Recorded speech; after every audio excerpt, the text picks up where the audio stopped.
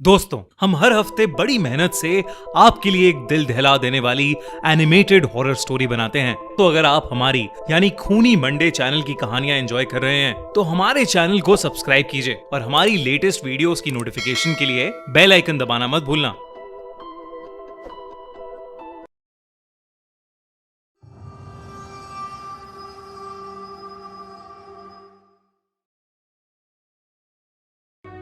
लाल रुमाल।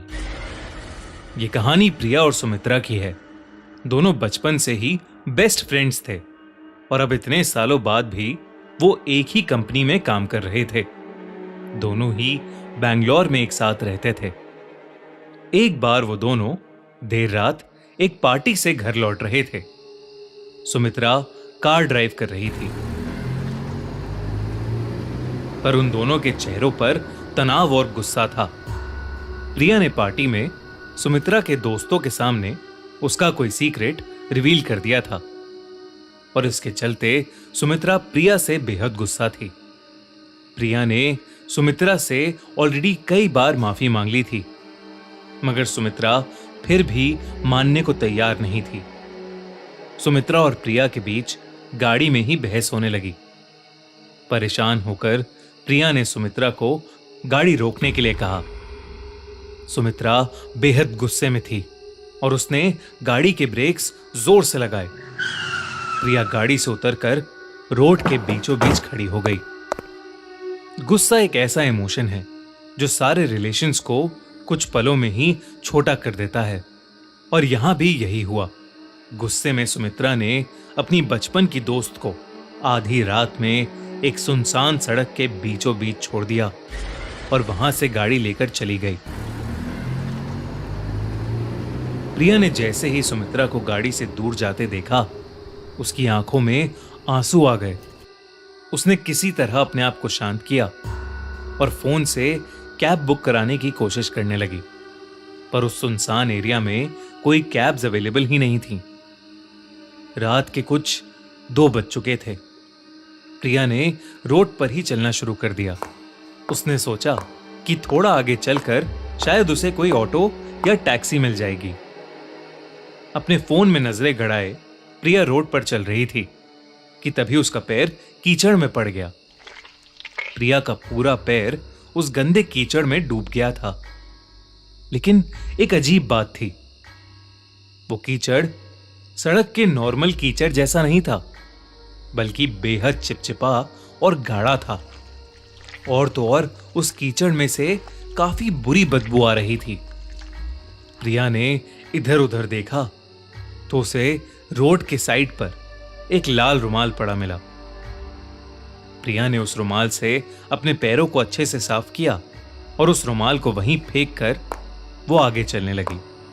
कुछ ही दूर चलते हुए प्रिया को ऐसा सुनाई पड़ा कि जैसे कोई उसकी तरफ तेजी से भाग कर आ रहा हो। प्रिया ने तुरंत ही पलट कर देखा, पर वहां कोई था नहीं। प्रिया को यह बात बेहद अजीब लगी, पर उसने उस आवाज को अपने मन का वहम मान लिया और आगे चलने लगी। चलते चलते प्रिया को काफी प्यास लगने लगी थी।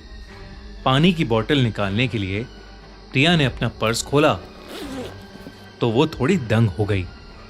उसके पर्स के अंदर वही सड़क वाला लाल रुमाल पड़ा हुआ था। दोस्तों, वीडियो में आगे बढ़ने से पहले हमारी आप सबसे एक स्पेशल रिक्वेस्ट है। हम YouTube पर 3.9 मिलियन सब्सक्राइबर्स की फैमिली बन चुके हैं, पर Instagram पर अभी भी हमारे सिर्फ 58,000 ही फॉलोअर्स हैं।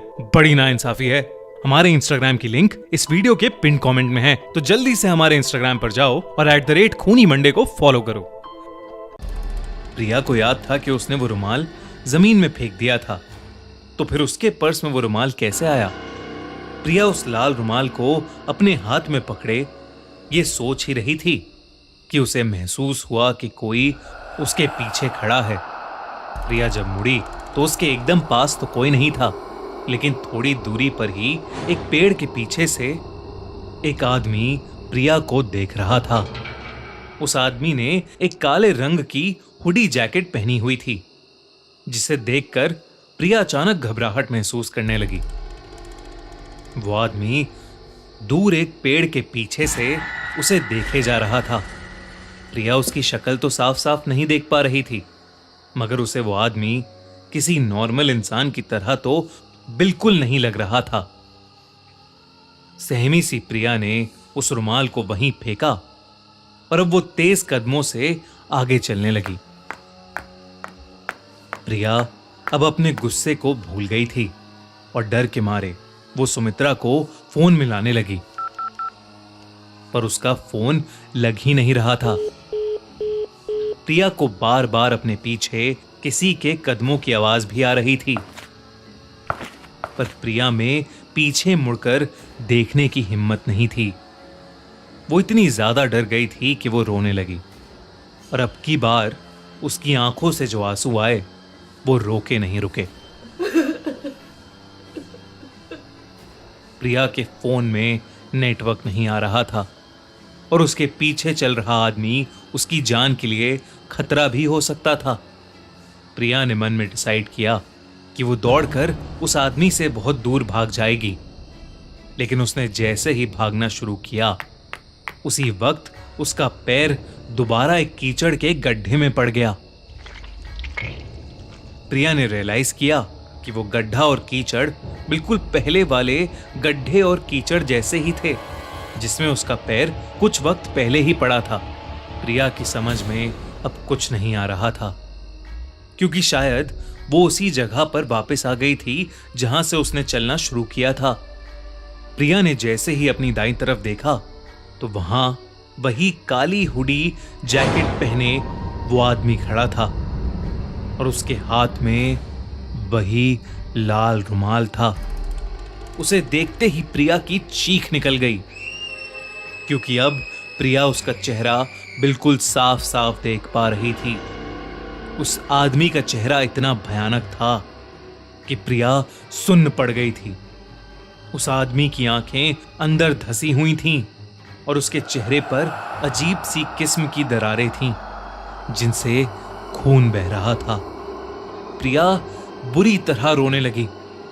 वो आदमी अब प्रिया को रोता देख अजीब ढंग से मुस्कुराने लगा था और धीरे धीरे अब वो उसके पास भी आने लगा था। ये देखकर वहां जमी सी खड़ी प्रिया चीख चीख कर भागने लगी। प्रिया ने भागते हुए डर के मारे अपनी आंखें बंद कर लीं और तभी अचानक वो किसी बहुत बड़ी चीज से टकरा गई और वहीं बेहोश हो गई। उसे होश आया तो वो किसी गाड़ी की बैक सीट पर थी। प्रिया का एक सेकंड के लिए दिल कांप उठा, लेकिन जब उसने देखा कि गाड़ी कौन चला रहा है तब उसकी जान में जान आ गई। उसकी दोस्त सुमित्रा ही गाड़ी ड्राइव कर रही थी। सुमित्रा ने बताया कि उनकी लड़ाई के बाद सुमित्रा को कुछ दूर जाकर प्रिया की चिंता होने लगी थी। आखिर वो दोनों बेस्ट फ्रेंड्स थे और जब प्रिया का फोन आउट ऑफ नेटवर्क गया तो सुमित्रा और भी ज्यादा परेशान होने लगी थी। इसलिए सुमित्रा ने उसी वक्त प्रिया को वापस लाने के लिए अपनी गाड़ी मोड़ ली थी। सुमित्रा ने उसे बताया कि प्रिया भागती हुई उसकी गाड़ी से टकरा गई थी। सुमित्रा ने कई बार प्रिया से उसके रोने का कारण पूछा, पर प्रिया उसे कुछ भी नहीं बता पाई।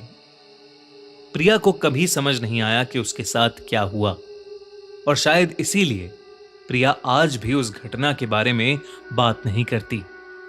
उस रात के बाद अगर प्रिया कहीं किसी के पास कोई लाल रुमाल देख ले तो उसका दिल बुरी तरह दहल उठता है।